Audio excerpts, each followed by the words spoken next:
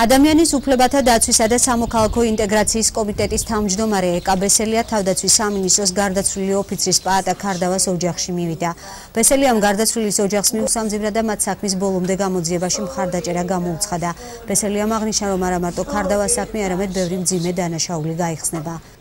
მე დარწმუნებული ვარ, რომ ქარდავა, რომელიც იყო ერთ-ერთი საუკეთესო ადამიანი, თავდაცვის ოფიცერი, ღირსეული ადამიანი, მის ფლობდა როგორც ჩანს ძალიან ბევრ მნიშვნელოვან ინფორმაციას და ასეთი მეთოდებით იშორებდნენ თავიდან იმ ადამიანებს, რომელთაც ერთყობა პირისპირ და თვალებს ჩახედვის ეშინოდათ სწორედ დანაშაულში თავად მონაწილე თანამდებობის პირებს.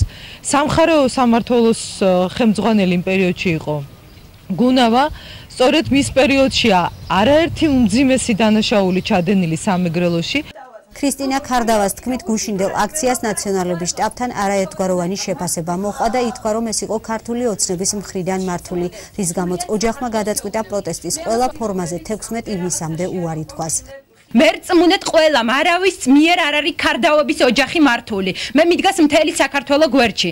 ამიტომ დღეს გადავწყვიტეთ, რომ არ გავსულიყავით ქუჩაში, ვიღაცისთვის არ გამხდარიყო ეს საბაბი, რომ ესენი არჩევნებს წააგებენ თუ მოიგებენ. ჩვენ ვწყვეთ ყველანაირ მოძრაობას, ჩვენი ოჯახი, ჩვენი გვარი, ჩვენი სანათესავი, თითოეული მეზობელი და ნათესავი ახლობელი. ვაცდით, ვნახოთ რა იქნება 15-მდე. ყველა მიხედოს თავის საქმეს.